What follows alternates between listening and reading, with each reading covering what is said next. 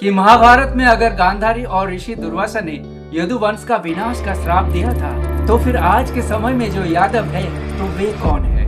इस सत्य को जानने के लिए चलिए आपको महाभारत काल में गांधारी जी के पास ले चलता हूँ, ताकि आप डिटेल में समझ सके।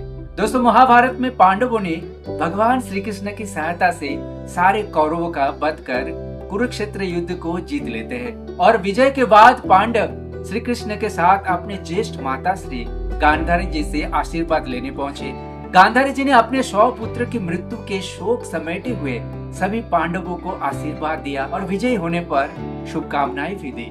परंतु जब श्री कृष्ण गांधारी जी से आशीर्वाद लेने गए, तब उन्होंने श्री कृष्ण पर भड़क उठे और कहने लगे, इस युद्ध का एकमात्र विजय आप है और अगर आप चाहते तो इस युद्ध को रोक सकते थे। अगर ये युद्ध नहीं होता तो अपने 100 पुत्र जीवित रहते। आपको क्या लगता है, कुरुक्षेत्र युद्ध का असली जिम्मेदार कौन है?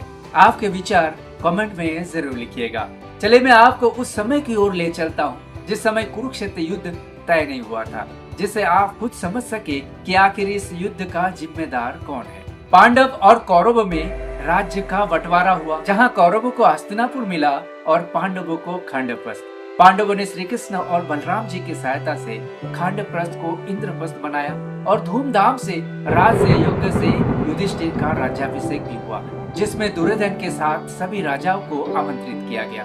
दुर्योधन इंद्रप्रस्थ नगरी को देख आश्चर्यचकित रह गए और ईर्ष्या करने लगे। मामा शकुनी को इस बात का पता लग चुका था और अंत में युधिष्ठिर के साथ चौसर यानी कि पासा खेला और जानबूझकर हार गया, ताकि एक और बार पांडवों को हस्तिनापुर में पासा खेलने के लिए आमंत्रण कर सके और इंद्रप्रस्थ को जीत सके। ठीक ऐसा ही हुआ। महाराज युधिष्ठिर ने सारे राजपाट भाइयों सहित खुद को हार गए और अंत में दुर्योधन के प्रलोभन पर द्रौपदी को दांव पर लगाकर भी हार गया। दुर्योधन ने भरी सभा में द्रौपदी को बुलवाकर अपने जांघे पर बैठाने की बात करने पर भीम ने रणभूमि में दुर्योधन का जंघा तोड़ने का प्रण लिया।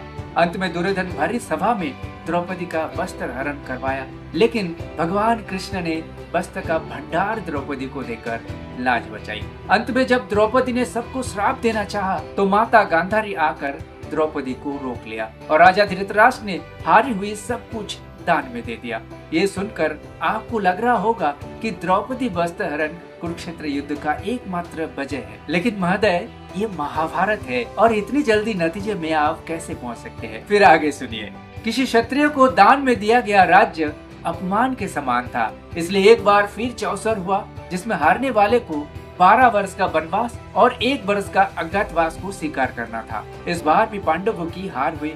पांडव वनवास और अज्ञातवास को स्वीकार किया और पूर्ण करने के उपरांत दूत भेजा कि उन्हें उनका इंद्रप्रस्थ लौटा दिया जाए, लेकिन राजा धृतराष्ट्र इंद्रप्रस्थ को लौटा ना सके, क्योंकि उस पर दुर्योधन राज कर रहे थे।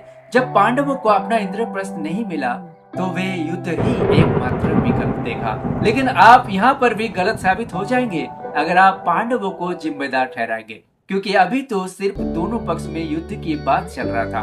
अंत में भगवान कृष्ण शांति का प्रस्ताव लेकर हस्तिनापुर गए, क्योंकि शांति का मार्ग हर मार्ग से ऊंचा है।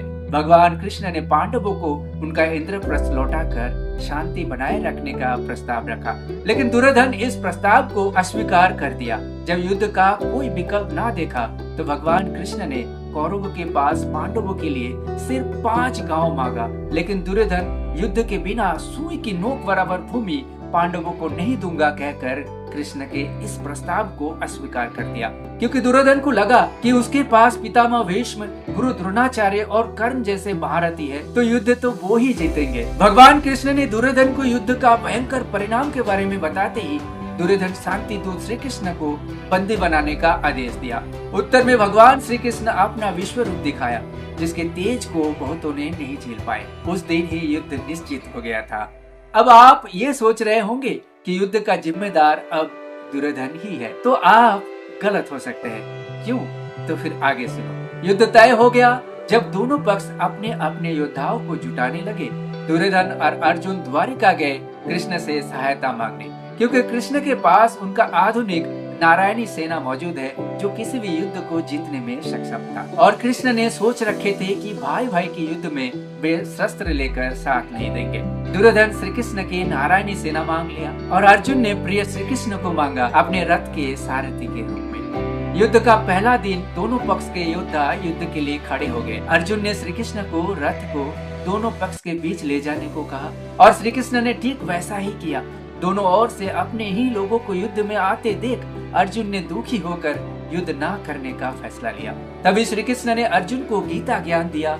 ज्ञान, कर्म, ध्यान और भक्ति मार्ग को समझाकर युद्ध को कर्म समझाते हुए भगवान को अर्पण करने को कहा। तब जाकर अर्जुन युद्ध करने को तैयार हुए। अब आप यहाँ ये समझ रहे होंगे कि आखिर युद्ध के नियंत्रण किनके हाथ में था। चलिए कहानी को जहाँ से शुरू किया था वहाँ ले चलता हूँ। युद्ध में दुर्योधन का जंघा तोड़ने के उपरांत जब पांडव श्री कृष्ण के साथ माता गांधारी जी से आशीर्वाद लेने पहुंचा, गांधारी जी ने श्री कृष्ण से कहा, अगर आप चाहते तो ये युद्ध रोक सकते थे, लेकिन आपने ऐसा नहीं किया।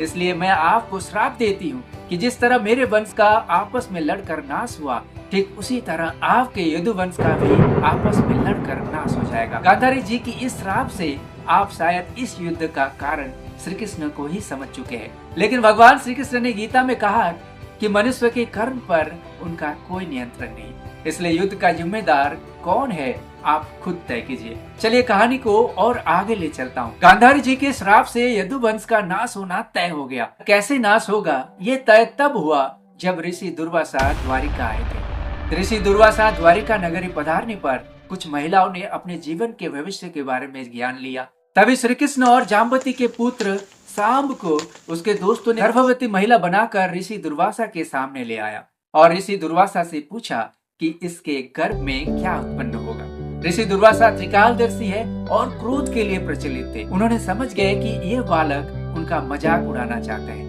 उन्होंने क्रोध में आकर सांप को श्राप दे दिया। उसके गर्भ से एक मुसल उत्पन्न होगा जो उसका वंश का नाश का कारण बनेगा। जैसे श्री कृष्ण और बलराम जी को इस श्राप के विषय में पता चला तो बलराम जी ने द्वारिका में मदिरा को वर्जित करवा दिया।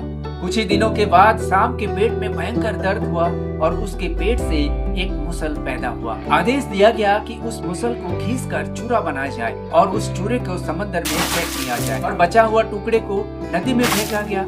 चूरे ने समंदर के किनारे आकर एरिका नामक एक घास का उत्पन्न किया और मुसल के टुकड़े को मछली ने निगल लिया। मछली को एक मछुआरे ने पकड़ा और उसे जो मुसल का टुकड़ा मिला उसने उस मुसल के टुकड़े को अपने बाण के आगे लगाया। एक दिन शाम अपने दोस्तों के साथ समंदर किनारे मदिरा का सेवन कर रहा था तो किसी ने देख लिया, जबकि मदिरा का सेवन द्वारिका में वर्जित था। मना करने पर वे आपस में ही लड़ने लगे। आपको बता दूं, उस वक्त द्वारिका में यादव दो ग्रुप में बट गए। एक शाम का जो कि श्री कृष्ण से बिल्कुल विपरीत और दूसरा श्री कृष्ण को मानने वाले। द्वारिका के यदु पुरुष एक दूसरे पर अस्त्र का प्रहार करने लगा और अंत में समंदर किनारे घास को उखाड़कर एक दूसरे पर प्रहार किया और मरने लगे। आपको बता दूं, ये वही घास है जो मुसल के चूरे से पैदा हुआ था। सामने बड़े पराक्रम से सभी को मारने लगा था। तभी श्री कृष्ण और बलराम मिलकर शाम का वध कर दिया और कृष्ण के सभी वंशज समाप्त हो गया। इसके उपरांत बलराम जी शोक में शेषनाग का रूप लेकर जल समाधि लेकर अपने धाम लौट गए और श्री कृष्ण शोक में एक पेड़ के नीचे विश्राम करने लगे। तभी एक बहलिया को कृष्ण की सुंदरता एक सुंदर हिरन जैसा लग रहा था तो उसने बाण चला दिया जो सीधा श्री कृष्ण के पैर के तबे पर लगा। और जब बहलिया ने आकर श्री कृष्ण को देखा तो वो शोक में अपने आप को कोसने लगा। तो भगवान श्री कृष्ण ने उसे बताया कि तुम पूर्व जन्म में वाली था और मैं तुम्हें छुप कर बाण मारा था, तो इस युग में मैं तुम्हारे हाथों मृत्यु को स्वीकार किया। भगवान कृष्ण ने सभी महिलाओं को हस्तिनापुर ले जाने के लिए उनके एक साथी से अर्जुन को खबर भिजवाने को कहा और अपने धाम को लौट गए। अर्जुन श्री कृष्ण के पार्थिव शरीर का अंतिम संस्कार किया और सभी महिलाओं को हस्तिनापुर ले गया। अर्जुन के जाते ही पूरी द्वारिका नगरी समंदर में समा गई। असल में सिर्फ श्री कृष्ण के वंश का ही नाश हुआ था, बाकी यदुवंश तो था। इसलिए आज के यादव उन्हीं यदुवंश के हैं, जो भले ही कृष्ण के वंशज ना हो परंतु यदु का वंशज अवश्य है। तो ये थी पूरी कहानी। आप चैनल को सब्सक्राइब कर हमारे साथ जुड़े जरूर रहें। धन्यवाद। जय श्री कृष्ण।